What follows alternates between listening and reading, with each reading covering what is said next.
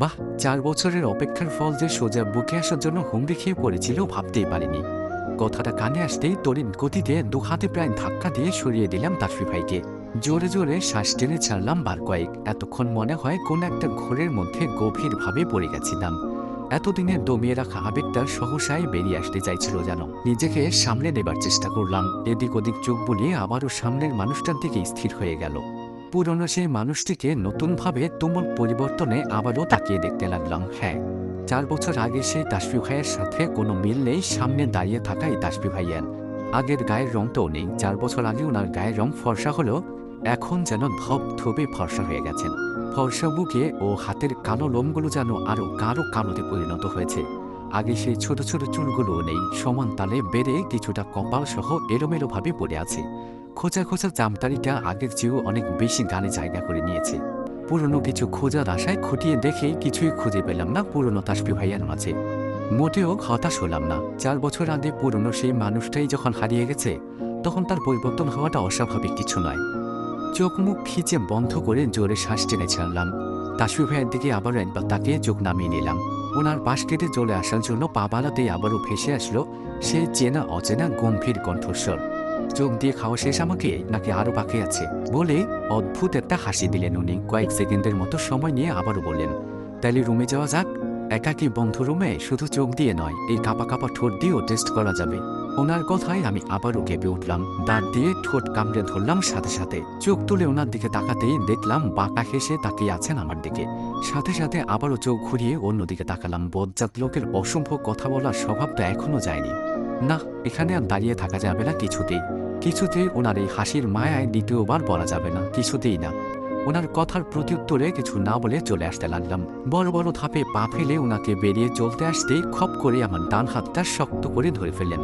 হঠাৎ করে হাত ধরায় আমি আবারও প্রচণ্ড গতিতে কেঁপে উঠলাম। বুকের বাঁ পাশের টিপটিপ শব্দটা আবারও বাড়তে লাগলো। উনি হাত ধরে টেনে ওনার সামনে নিয়ে আসলেন আমাকে। আমি কোনো কথা না বলে শুধু হাতটা ছাড়ানোর বৃথা চেষ্টা চালিয়ে যেতে লাগলাম। আমার ছটফট করতে দেখে ধমকে উঠলেন তাসফি ভাইয়া, এখনো লাফালাফির স্বভাবটা যায়নি না? কথা বলছিস না কেন বেয়াদব? প্রচণ্ড শক্ত করে হাতটা চেপে ধরায় অনেক ব্যথা পেলাম। ছলছল করে উঠল চোখ দুটো। ওনার কথার কোনো জবাব না দিলেও অজান্তেই মুখ ফুটে অস্পষ্ট সুরে বেরিয়ে আসলো, আহ লাগছে আমার। কিছুটা নরম হয়ে এলো ওনার হাতের বাঁধন। হাতটা আলগা করে ছাড়িয়ে ধীরে ধীরে নিচের দিকে নামিয়ে নিলেন। আলতো করে 5 আঙ্গুলে পুড়ে নিলেন আমার হাতটা। আমাকে আরও একটু টেনে নিয়ে কিছুটা দূরত্ব ঘুচিয়ে দিলেন। আস্তে করে বললেন, আমারও লেগেছে, অনেক বেশি লেগেছে, কিন্তু কাউকে দেখাতে পারিনি। ওনার দিকে তাকিয়ে ফট করে চোখ দুটো নামিয়ে নিলাম। কেন জানি তাকাতে পারছি না ওনার দিকে। মনে হচ্ছে এখনই হয়তো ডুবে যাব ওনার চোখের গহীনে। হাতটা ছাড়ানোর চেষ্টা করতে করতে বলে উঠলাম, এভাবে অসভ্যের মতো হাত ধরার মানে কি? ছাড়েন আমাকে। মামাতো বোনের হাত ধরাধরি করে কি বোঝাতে চাইছেন? আমার কথায় উনি দ্বিগুণ শক্ত করে হাতটা চেপে ধরলেন। এবার হাতের আঙ্গুলে চাপ পড়ায় ব্যথায় কুকিয়ে গেলাম। আবারও আহ করে আর্তনাদ করে উঠলাম। ছলছল চোখে বলে উঠলাম, লাগছে আমার, ব্যথা লাগছে আমার। ব্যথা লাগছে? কিন্তু কষ্ট? কষ্ট তো পাচ্ছিস না? হ্যাঁ পাচ্ছি, অনেক কষ্ট পাচ্ছি আমি। কেন এভাবে হাত ধরে টানাটানি করছেন ভাইয়া? এগুলো আমার একদম পছন্দ নয়, ছাড়েন বলছি। শক্ত কণ্ঠে কথাটা বলেই অন্য হাত দিয়ে অনেকটা জোরে ধাক্কা দিলাম ওনাকে। কিছুটা পিছিয়ে যেতেই হাতটা আলগা হয়ে গেল। সাথে সাথে ছুটিয়ে নিলাম ওনার হাত থেকে। অনেকটা অবাক চাহনিতে তাকিয়ে আছেন আমার দিকে। আমি পাত্তা দিলাম না, দিতে চাইও না। আর না, আবার ওনার মায়ে পড়তে চাই না। ওনাকে সাইড কেটে 2 পা এগিয়ে আসলাম। হঠাৎ থেমে গিয়ে ওনার দিকে ঘুরে তাকালাম। উনিও তাকালেন। আমি আগের চেয়েও দৃঢ় কণ্ঠে বলে উঠলাম, মামার বাড়ি ঘুরতে আসছেন, ঘুরেন। মামিদের আদর যত্নের সাথে ভালো মন্দ খান। একদম আমার কাছে আসবেন না, হাত ধরাধরির চেষ্টা করবেন না, তাহলে কিন্তু ভালো হবে না বলে দিলাম। তুই অনেক বড় হয়ে গেছিস রূপু, এখন আর আমার কোনো বাধা নেই। কথাটা বলেই চলে আসতে নিলে ওনার কথায় থেমে গেল আমার পা দুটো। তবে এবার আর পেছনে ফিরে তাকালাম না, প্রত্যুত্তরে কিছু বললাম না। কয়েক সেকেন্ড দাঁড়িয়ে থেকে সোজা চলে আসলাম রুমে। দরজা আটকে ঠেস দিয়ে দাঁড়াতেই 2 ফোঁটা অশ্রু গড়িয়ে পড়ল। না চাইলেও বারবার চোখের সামনে ভেসে উঠতে লাগলো এক নতুন তাসফি ভাইয়ার চেহারা। মিনিট 20 মতো সময় নিয়ে নিজেকে স্বাভাবিক করে নিলাম। নিজেকে ওনার প্রতি দুর্বল বানিয়ে কোনো লাভ নেই। যে মানুষটা আমায় নয়, তাকে নিয়ে ভেবেও লাভ নেই। ওনাকে নিয়ে ভাবার অনেক মানুষ আছে, আমার থেকেও অনেক কাছের মানুষ, ওনাকে ভালোবাসার মানুষ। রুমের ছোট বারান্দায় বসে আকাশ কুসুম ভেবে চলেছি। ভাবনার পুরোটা জুড়েই শুধু একটা মানুষেরই বিচরণ, আর সেই মানুষটা অবশ্যই তাসফি ভাইয়া। মানুষটাকে যতই মন মস্তিষ্ক থেকে বের করতে চাই ততই যেন আরো বেশি করে জেগে বসে। ওনাকে দেখার পর যেন একটু একটু করে জমিয়ে রাখা ওনার প্রতি ক্ষোভ, অভিমান সবকিছুই যেন মিলিয়ে যাচ্ছে। নতুন তাসফি ভাইকে দেখে আবারও যেন কিশোরী বয়সে সেই আবেগগুলো বেরিয়ে আসতে যাচ্ছে। না, ওনার কথা কেন এত ভাবছি আমি?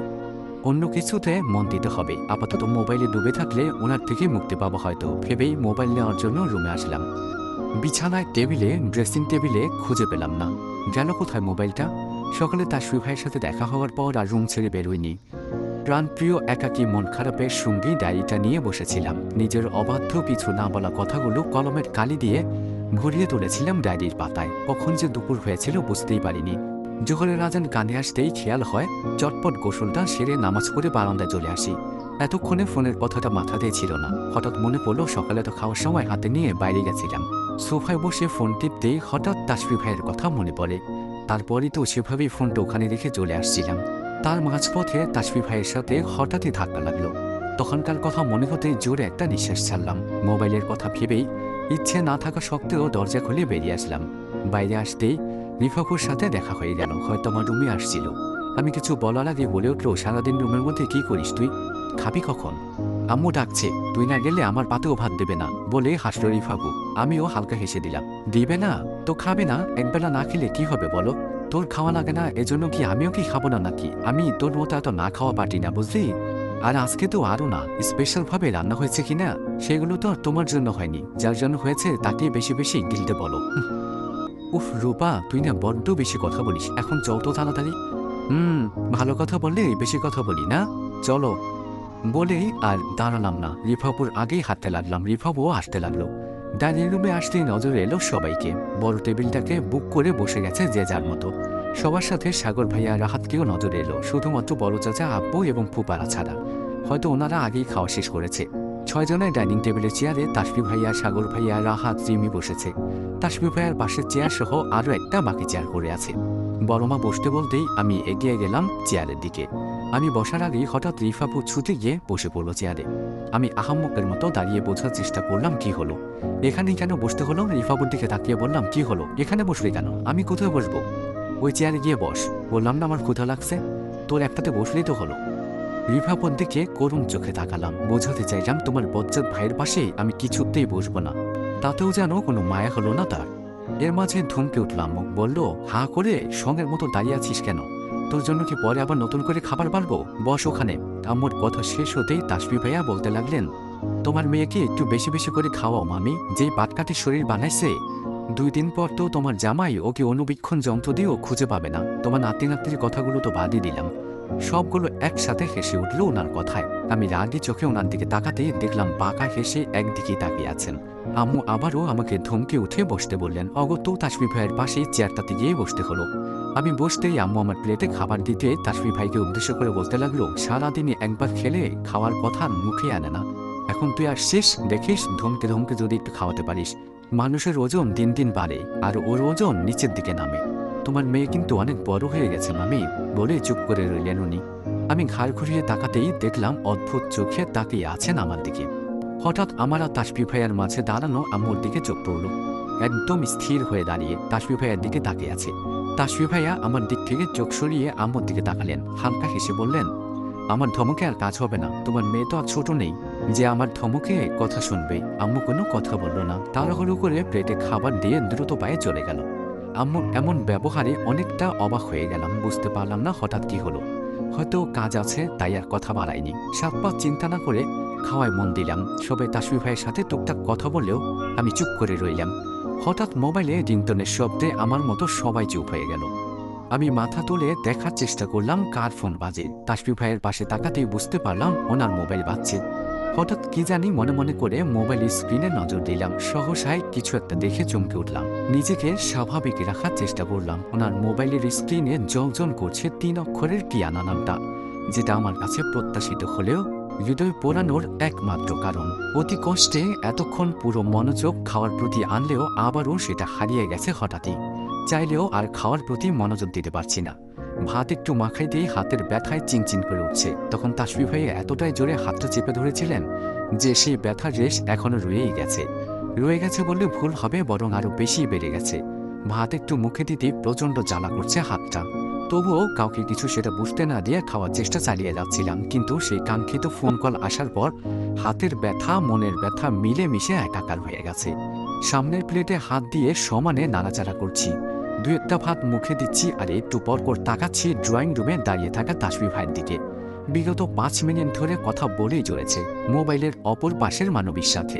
বেশ হেসে হেসেই কথা বলছেন উনি। ওনার এমন হেসে হেসে কথা বলায় আমার রাগ হচ্ছে না একটু। এটা তো হওয়ারই ছিল, ওনার ভালোবাসার মানুষের সাথেই তো কথা বলছেন। এটা তো আমার রাগ হওয়ার কথা নয়। তবে মিশ্র একটা শূন্য অনুভূতিতে ভরে উঠেছে আমার মন। অদ্ভুত একটা ব্যথা হচ্ছে বুকের বাপাশে, চাইলেও খাওয়ায় মনোযোগী হতে পারছি না। কে ফোন করেছিল তাসফি? খাবার ছেড়ে উঠেছিলি কেন? বড়মার কথায় ভাবনাগুলোর ছুটি দিয়ে বেরিয়ে এলাম। পাশে তাকাতেই দেখলাম তাসফি ভাইয়া চেয়ারে বসছেন। ওনার ফোন বাজতেই সবার দিকে একবার চোখ বুলিয়ে আবার আমার দিকে তাকিয়েছিলেন। তারপর মোবাইলটা হাতে নিয়ে উঠে যান ড্রয়িং রুমে।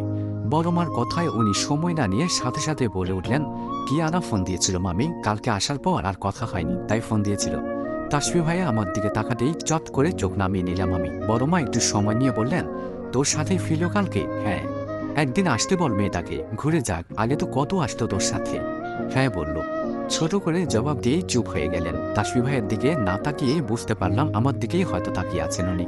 সেদিকে পাত্তা না দিয়ে টুকরো টুকরো ভাবে খাবারগুলো মুখে দিয়ে গিলতে লাগলাম। বড়মা হঠাৎ আমাকে বললেন, তাড়াতাড়ি খাওয়া বাদ দিয়ে এমন থম মেরে বসে আছিস কেন? তোর ফুপিরা কখন খাবে? তাড়াতাড়ি খেয়ে ওঠ। আর এক টুকরো খাবারও মুখে পুড়তে ইচ্ছে করলো না, আর না এখানে থাকতে ইচ্ছে হচ্ছে। বড়মার কথায় তবুও একটা কারণ খুঁজে পেলাম।